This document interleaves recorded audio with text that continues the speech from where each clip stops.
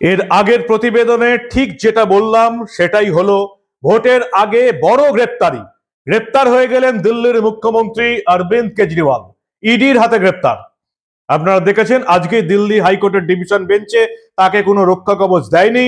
সন্ধ্যের মুখেই তার বাড়িতে পৌঁছে যান ইডির আধিকারিকরা। সেখানে 2 ঘন্টা জিজ্ঞাসাবাদের পর দিল্লির মুখ্যমন্ত্রী অরবিন্দ কেজরিওয়ালকে গ্রেপ্তার করা হলো। দুটো জিনিস প্রমাণ হয়ে গেল যে এই ভারতবর্ষে কোনো মুখ্যমন্ত্রীর বাড়িতে তল্লাশি চালানো যায়। এই ভারতবর্ষের দিল্লি হাইকোর্ট মুখ্যমন্ত্রীর রক্ষা কবচ ক্যান্সেল করে দেয় এবং এই ভারতবর্ষে একটা রাজ্যের মুখ্যমন্ত্রীকে গ্রেপ্তার করা যায় দুর্নীতি মামলায়। গোটা বাংলার মানুষ অনেক কিছুর দিকে তাকিয়ে আছে। অরবিন্দ কেজরিওয়াল দিল্লির মুখ্যমন্ত্রী লোকসভা ভোটের আগেই গ্রেপ্তার। আবগারি নীতি, মদের দুর্নীতি করে গ্রেপ্তার হয়েছেন দিল্লির মুখ্যমন্ত্রী। কি সেই দুর্নীতি, কেন তাকে গ্রেপ্তার করা হলো, সবটা শোনাবো এই গুরুত্বপূর্ণ প্রতিবেদন। শেষ অবধি দেখুন। আমি মানব, দা নিউজ বাংলায় আপনাদের স্বাগত জানাচ্ছি। মদের দুর্নীতি করে গ্রেপ্তার দিল্লির মুখ্যমন্ত্রী অরবিন্দ কেজরিওয়াল। আপ দলের লিডার, আম আদমি পার্টি। ভারতবর্ষের রাজনীতিতে তারা নাকি সততা নিয়ে আসবেন, ন্যায় নিয়ে আসবেন।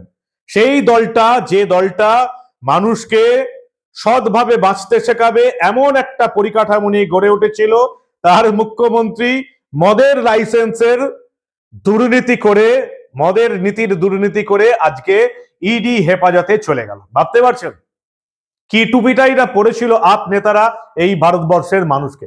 আজকে দেখলাম আমরা দিল্লি হাইকোর্টের ডিভিশন বেঞ্চে বিচারপতি সুরেশ কুমার কাইত এবং বিচারপতি মনোজ জৈনের ডিভিশন বেঞ্চে কেজরিওয়ালের আবেদন নিয়ে রক্ষা কবচ ক্যান্সেল করে দেওয়া হলো। 9 বার ডেকে পাঠানো হয়েছে ইডির তরফ থেকে দিল্লির মুখ্যমন্ত্রী অরবিন্দ কেজরিওয়াল। তিনি যদি সৎ হতেন তাহলে ইডিকে সাহায্য করতেন, তদন্তে হাজিরা দিতেন, যেটা অনেকেই করে থাকেন। কিন্তু দিল্লির মুখ্যমন্ত্রী একবারও ইডির ডাকে সাড়া দেবার প্রয়োজন বোধ করেননি। 8 বার তিনি হাজিরা হননি, তাও তাকে সময় দেওয়া হয়েছিল। আজকে তাকে নভেম্বরের জন্য হাজিরা দেবার কথা ছিল, তিনি চলে গেলেন দিল্লি হাইকোর্টে ডিভিশন বেঞ্চে। ডিভিশন বেঞ্চ তার রক্ষা কবচ ক্যান্সেল করে দিল, তাকে কোনো সুরক্ষা দিল না এবং শেষ অবধি তাকে বাড়ি থেকে গ্রেপ্তার করলো ইডি। কিন্তু কেন গ্রেপ্তার করা হলো আপনারা জানেন? ওই যে বললাম, সৎভাবে বাঁচা শেখার জন্য যে দলটা তৈরি হয়েছিল, নিয়ম নীতির কথা যারা বলতো, সেই দলের মূল লিডার আজকে গ্রেপ্তার হয়ে গেল। নতুন আবগারি নীতি চালু করেছিল 2021 সালে।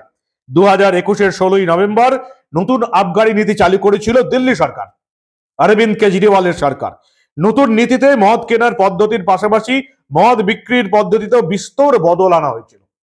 একেবারে গোদা বাংলায় বলা যেটা যেতে পারে যে সরকারি মদের দোকানগুলোকে একেবারে বসিয়ে দিয়ে বেসরকারি মদের দোকানগুলোকে ঢালাও লাইসেন্স দিয়ে তাদের ব্যবসা বাড়ানোর কথা বাড়িয়ে দিয়েছিল আবগারি মন্ত্রী মনীষ সিসোদিয়া, দিল্লির উপমুখ্যমন্ত্রী ছিলেন।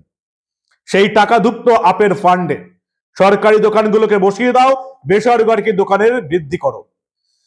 নতুন আবগারি নীতিতে সরকারি মদের দোকানগুলো একেবারে বন্ধ করে দেওয়া হলো, ঢালাও বেসরকারি মদের দোকানগুলিকে মদ বিক্রির অনুমতি দেওয়া হয়েছিল।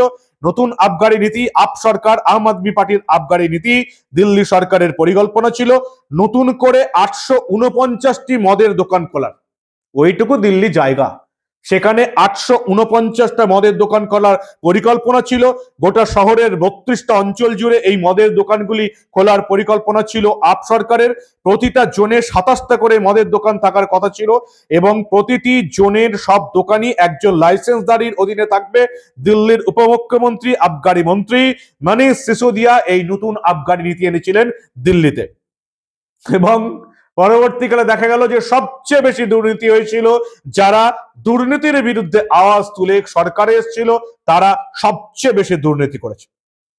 864টি মদের দোকানের মধ্যে শেষ অবধি 4টি সরকারি সংস্থা রাজ্যে 475টি মদের দোকান চালাতো এবং বাকি 389টি মদের দোকান বেসরকারি মালিকানাদের হাতে গেল। সমস্যাটা কোথায় হলো? প্রথমে মানুষ ভেবেছিল নতুন আবগারি নীতি খুব আশাব্যঞ্জক। তারপরে সমস্যাটা হলো যে দিল্লি সরকার 7041 কোটি টাকার রিজার্ভ মূল্য নিলাম করে 8917 কোটি টাকা আয় করেছিল। 7,041 কোটি টাকা রিজার্ভ মূল্য নিলাম করে 8,917 কোটি টাকা আয় করেছিল, কিন্তু আবগারি লাইসেন্স দেওয়ার ক্ষেত্রে বেনিয়ম এমনকি আর্থিক দুর্নীতির অভিযোগ উঠেছিল আম আদমি পার্টির বিরুদ্ধে। এবং সে কারণে নতুন আবগারি নীতি বাস্তবায়নের ঠিক 8 মাস পর নতুন নীতি আনলেন আবগারি মন্ত্রী, দিল্লির উপমুখ্যমন্ত্রী মনীষ সিসোদিয়া। 8 মাস পর আপ সরকার, কেজরিওয়ালের সরকার সেই নতুন আবগারি নীতি প্রত্যাহার করতে বাধ্য হলো। এতটাই দুর্নীতি হলো এবং সেই দুর্নীতিটা প্রকাশ্যে চলে এলো।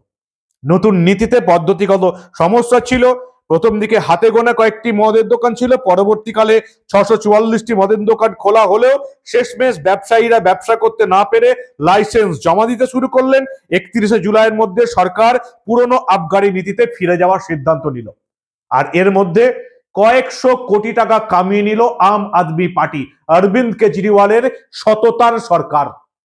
সততার প্রতীক যেমন আমাদের এখানে বাংলায়, তেমনি সততার সরকার ধরা পড়ে গেল এই মদের দোকানের লাইসেন্স বিলি করে। 2022 জুলাই দিল্লির মুখ্য সচিব নরেশ কুমার লেফটেন্যান্ট গভর্নর বিনয় কুমার সাক্সেনার কাছ থেকে একটি রিপোর্ট পেশ করেছিলেন। সেখানে আবগারি দুর্নীতির যে অভিযোগ একেবারে স্পষ্ট করে জমা দিয়েছিলেন। নীতি প্রণয়নে পদ্ধতিগত ত্রুটির কথা বলা হয়েছিল এবং আবগারি মন্ত্রী হিসাবে আপ সরকারের মন্ত্রী উপমুখ্যমন্ত্রী অরবিন্দ কেজরিওয়াল মুখ্যমন্ত্রী, উপমুখ্যমন্ত্রী মনীষ সিসোদিয়ার স্বেচ্ছাচারী এবং একতরফা সিদ্ধান্ত নিয়ে অভিযোগ উঠল। দিল্লি সরকারের আনুমানিক 580 কোটি টাকারও বেশি আর্থিক ক্ষতি হয়েছিল এবং অ্যালকোহল ব্যবসার মালিক পরিচালকদের লাইসেন্স ফি ছাড়, করোনার কারণে জরিমানা মকুব করা হয়েছে, ত্রাণের জন্য আবার অ্যালকোহল ব্যবসার মালিকদের কাছ থেকে, অপারেটরদের কাছ থেকে অর্থ নেওয়া হয়েছিল। সব মিলিয়ে দেখা গেল কাজের কাজ কিছুই হলো না, দিল্লি সরকারের লোকসান হলো, আম আদমি পার্টি ফুলে ফেপে উঠলো, কয়েকশো কোটি টাকা তাদের লাভ হলো। এবং দেখা গেল 2022-এর গোড়ার দিকে পাঞ্জাব এবং গোয়ায় অনুষ্ঠিত বিধানসভা নির্বাচনকে প্রভাবিত করার জন্য এই মদের দুর্নীতির টাকা সেখানে ব্যবহার করেছিল অরবিন্দ কেজরিওয়ালের পার্টি। ইডি এরপরে দায়িত্ব নেয়, তখনই তারা গ্রেপ্তার করে দিল্লির উপমুখ্যমন্ত্রী এবং তৎকালীন আবগারি মন্ত্রী মনীষ সিসোদিয়াকে। এরপর একজন সাংসদ গ্রেপ্তার হয়েছেন। আগের দিন দেখেছেন আপনারা, কে কবিতা গ্রেপ্তার হয়ে গেছে, কেসিআর এর কন্যা। আর আজকে সবচেয়ে বড় গ্রেপ্তারিটা হয়ে গেল দিল্লির মুখ্যমন্ত্রী অরবিন্দ কেজরিওয়াল। দুর্নীতির বিরুদ্ধে লড়াই করার জন্য যারা ক্ষমতা এনেছিল, মানুষ যাদের ক্ষমতা এনেছিল, সেই দুর্নীতি করার জন্য আজকে তাদের সবচেয়ে বড় নেতা অরবিন্দ কেজরিওয়াল গ্রেপ্তার হয়ে গেল। তাহলে এটা প্রমাণ হলো যে কোন রাজ্যের মুখ্যমন্ত্রীকেও গ্রেপ্তার করা যায়। বাংলার মানুষ তাকিয়ে আছে যে আমাদের রাজ্যে ইডি এই রকমের বড় স্টেপ কবে নেবে, আমাদের রাজ্যের মাথাদের কবে গ্রেপ্তার করবে ইডি সিবিআই। যে মাথাদের গ্রেপ্তারের কথা বারবার বলেছিলেন প্রাক্তন বিচারপতি অভিজিৎ গাঙ্গুলি, বর্তমান বিচারপতি অমৃতা সিনহা, বর্তমান বিচারপতি রাজশেখর বান্তা, বিশ্বজিৎ বসু, প্রত্যেকে বলেছেন যে এই চাকরি চুরি দুর্নীতিকাণ্ডের, রেশন চুরি দুর্নীতিকাণ্ডের, গরিবের খাবার চুরি দুর্নীতিকাণ্ডের, কয়লা চুরি দুর্নীতিকাণ্ডের, গরু চুরি দুর্নীতিকাণ্ডের আসল মাথারা কবে গ্রেপ্তার হবে, কবে আমাদের বাংলায় দিল্লির মতন এমন বড় স্টেপ নিতে পারবে ইডি এবং সিবিআই। আপনারা কি বলেন? সবটা দেখছেন, শুনছেন, আপনাদের মূল্যবান এবং গুরুত্বপূর্ণ মতামত জানান দা নিউজ বাংলার কমেন্ট সেকশনে। আর দেখতে থাকুন দা নিউজ বাংলা। আমরা আবার এই ধরনের কোনো খবরই চেপে রাখতে দেব না।